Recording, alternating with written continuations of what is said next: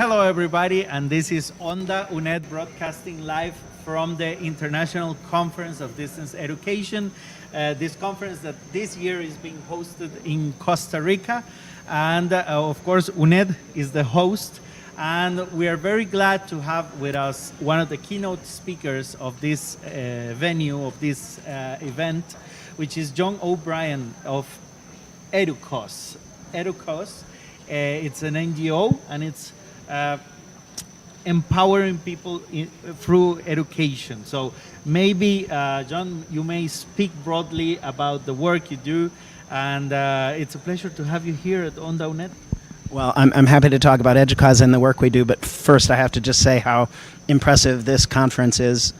I'm a professional conference goer, so I know how much work goes into this, and I'm so impressed by the work of you and your colleagues in putting on a remarkable event in a very important region.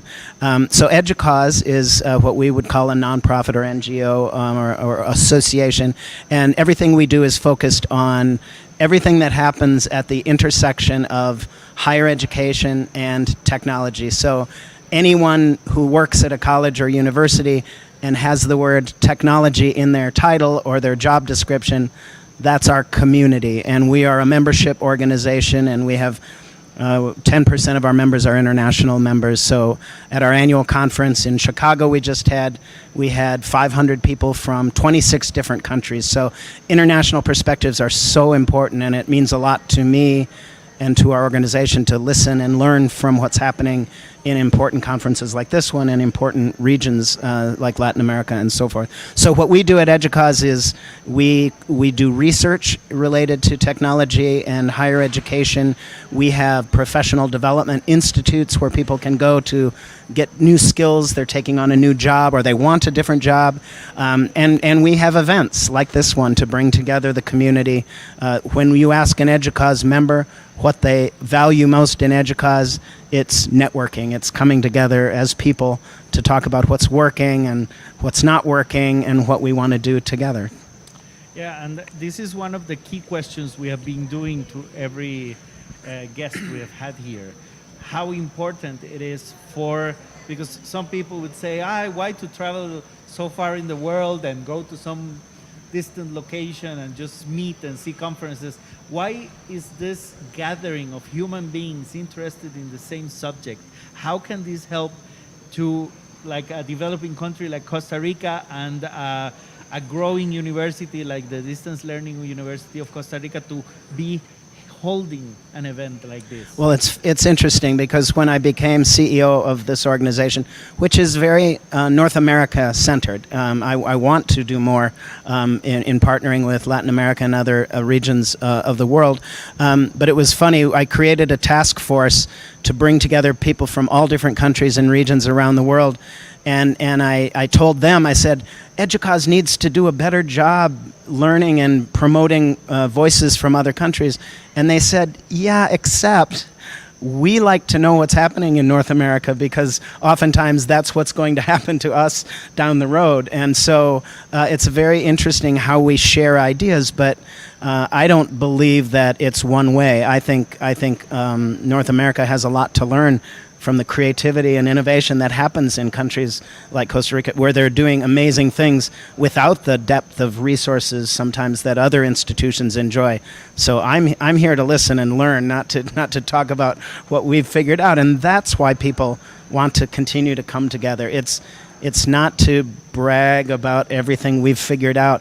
People really want to come together to be vulnerable and say, I have a question about something, or I haven't figured something out, and what are you doing? And I mean, the best example, I've been to several sessions so far on ChatGPT. No one has figured out ChatGPT. The only thing we all have in common is a lot of questions about it. And so that's when that's the superpower of human beings, is to talk and share and come together. And yes, of course, you can do that online. Open education, distance education, but there's something special too about doing it in person. And so these kinds of events, even though they're harder and harder to do, people are traveling less often maybe, or have less money to spend to travel, but it's still very important to come together and shake hands as people and be vulnerable and talk about our struggles and challenges and learn from each other. Up to now, what have you found interesting in your travels through Latin America? Or I know you have just arrived to Costa Rica, but have you found something that you say, seems interesting? Yeah. I mean, what I've really found most interesting is the creativity, how people are working to, in particular with distance education and open education, to find ways to make connections. The student challenges are so different.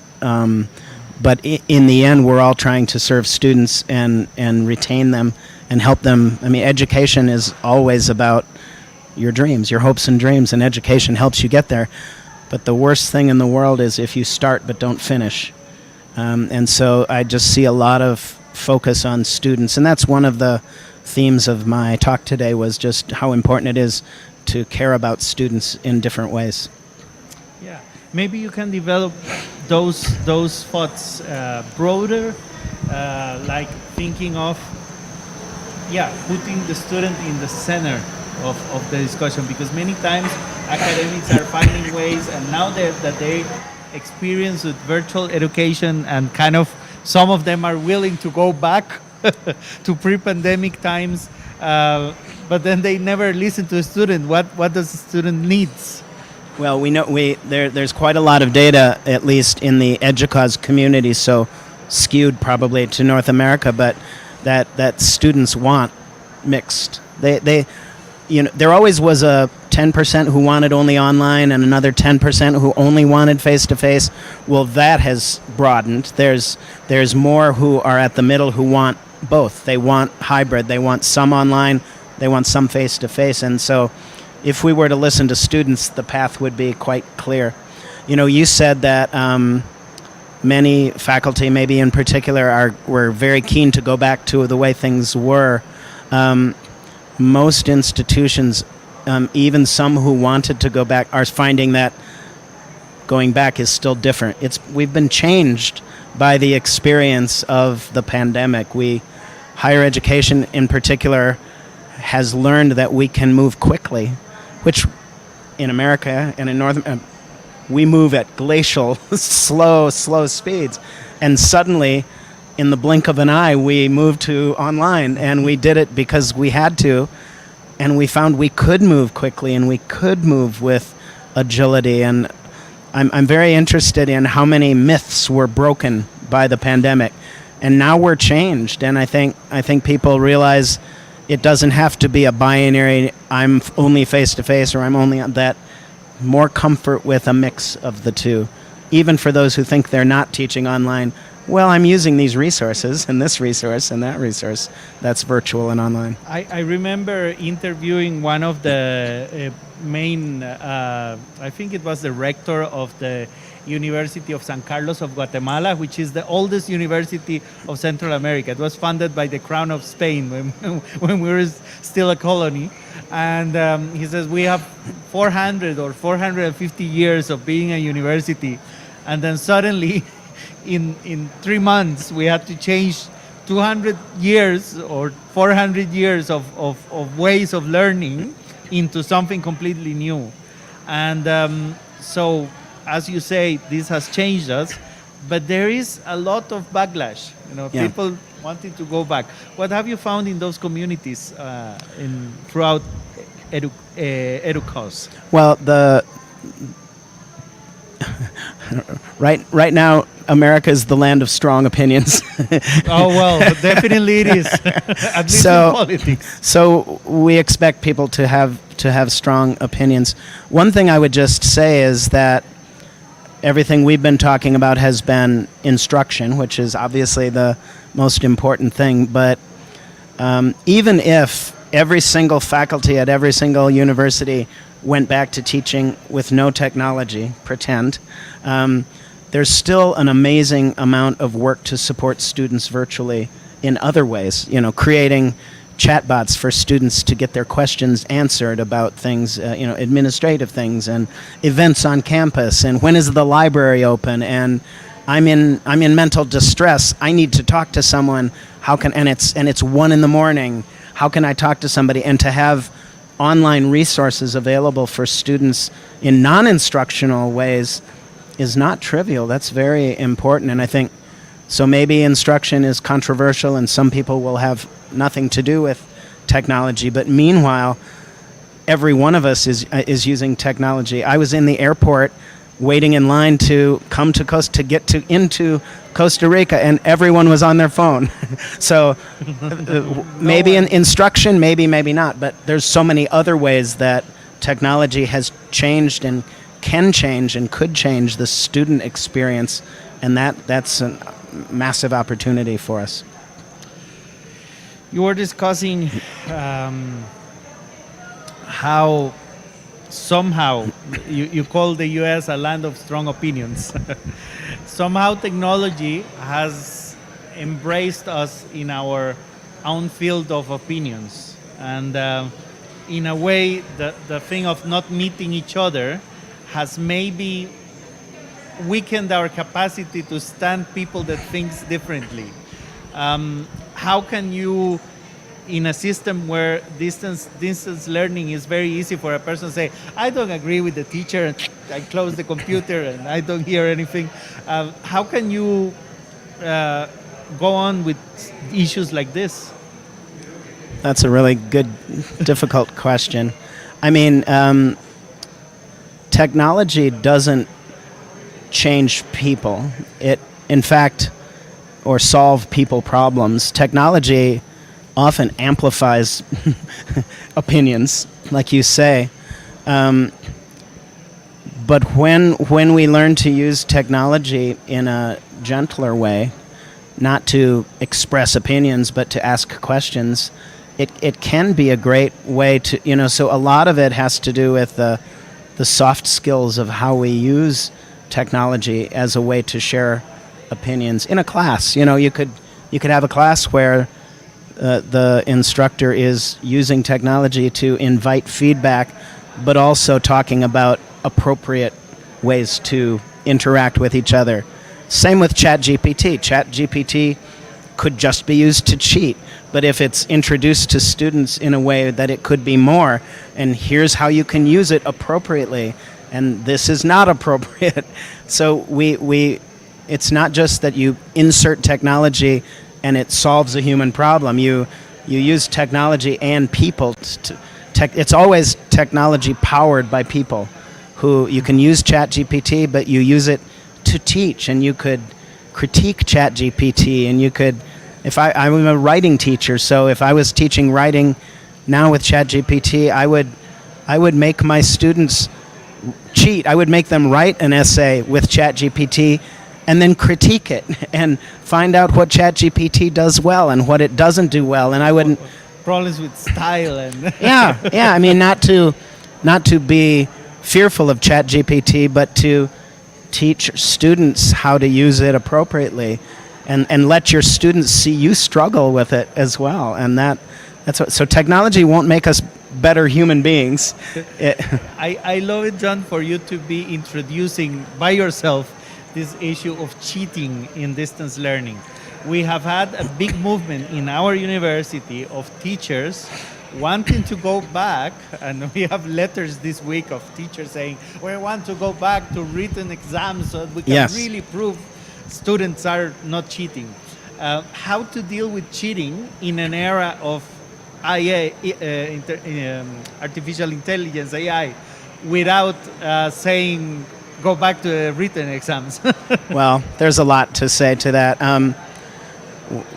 One thing that's interesting, we actually have EDUCASE research, and there are people who are optimistic about ChatGPT and those who are pessimistic, and significantly, those who are more optimistic are those who have tried ChatGPT.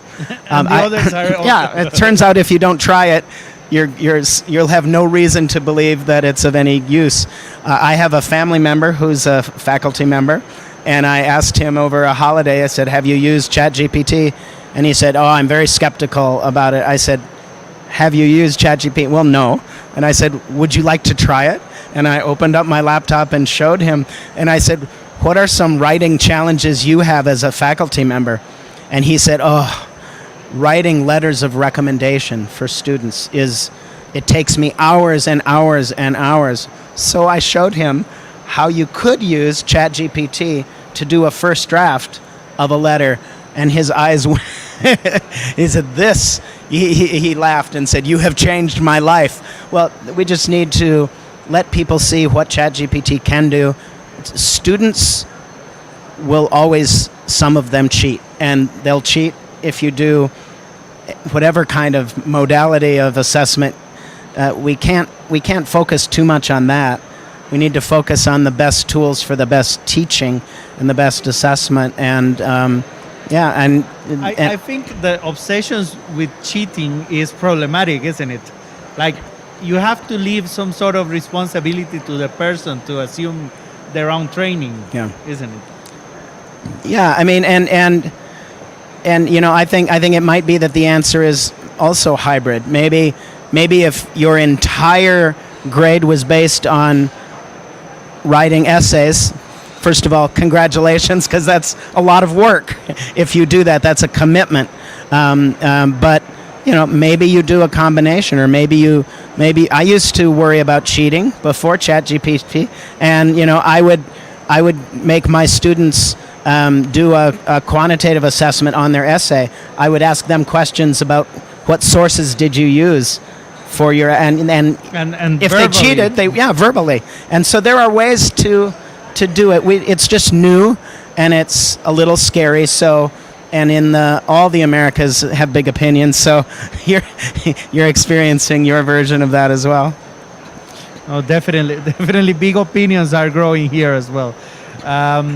So, in general, are there any other points of what you discussed this morning that you may want to also Sure, yeah. show here? I'll just do a quick version of what I talked about. I was basically asked to come and talk about what EDUCASE sees for the future of higher ed, and I talked about just a few things. I only had 25 minutes or something. So the first thing I talked about was that at EDUCASE, based on our data from our community, we believe that digital transformation is irreversible, that it has so much momentum that we're never going back, that is a trend that's happening at different degrees in different regions of the world and so forth, but that we can't go back to the previous world. Then I also talked about another emerging trend, and that is really an exciting and positive trend of putting students first, putting students in the center of discussions. And it's not that we didn't care about students before, of course we did, but it's being taken to a whole new level. And so I talked about why that's important, and specifically about how technology could play a positive role in being more focused on students. And I talked about mental health and wellness, and how technology can help respond to student needs in very unique and creative ways. I talked about one of our major research projects every year is the EDUCASE Top 10 Issues that we produce, and this year the real theme has been institutional resilience. So it's very interesting to think about that it's becoming, the story about technology and higher education is less and less about the technology and more about the institutions, the digital transformation as an institution. Not, well, we're using this and we're using this. No, but as an institution, we are using technology to transform how we do teaching and learning. And with that should come idea of institutional resilience. There's so many threats and so many challenges. There's this new challenge forming about how do we make our institutions stronger, more agile, and so forth. And then the last thing I talked about very predictably was just artificial intelligence and ChatGPT, and I offered some suggestions for how we might approach this very challenging opportunity. Maybe we can discuss. We have still like 5 minutes. AI is the big discussion now in education. So we already talked about, well, let's see how it can help rather than seeing how it's used to be to cheat. So that was a first discussion we had. But it's clear that artificial intelligence is going to take roles from what humans used to do in the world. We already see them in, this, instead of calling for services in a bank, we have a machine that is answering to us. We have Alexa doing things in the house. There are many jobs, even lawyers and even general doctors are thought to possibly be replaced by AI in a few years. So how may we educate people so that they can actually think on getting jobs in a few years' time? Well, there's a great book by Joseph Aoun, who is the president, and I can't. He's from somewhere in this continent. I can't remember where he comes from originally, but he wrote a book a few years back called. Who was, sorry? Joseph Aoun, and the book is called Robot Proof.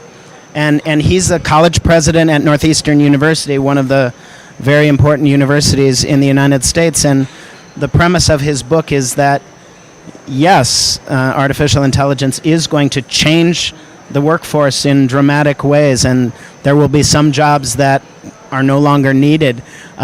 What he says that I think is so compelling is that higher education needs to not be afraid of that, but we should be teaching our students how to be robot proof. How can we do the things that artificial intelligence will never do as well as humans? Be creative, think about things differently, communicate with other people, be empathetic. Those skills that are uniquely human, there will always be a need for that. And in higher education, I really do believe that the use of artificial intelligence, at least in the next 5 years, are really not about replacing higher education professionals, but about moving those things that you don't need to do.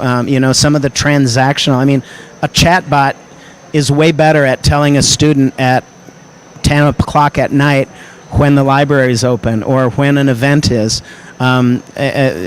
Faculty don't want to get hundreds of emails from students asking questions that a chatbot could answer in real time.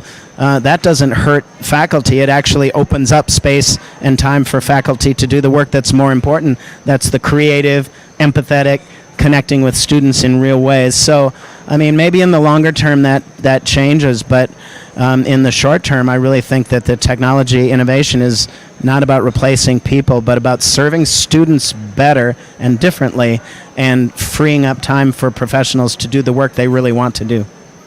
Well, we have 2 minutes for a final message, taking advantage of this showcase to Costa Rica and to the world. What message would you? Well, I would first of all tell you my email address is JOBRIEN at EDUCASE, EDUCAUSE .edu, and really love to hear from you. I think I'll finish where I started to say that we have so much to learn from those of you who are here at this conference and from the innovation and creativity and just great work that's happening.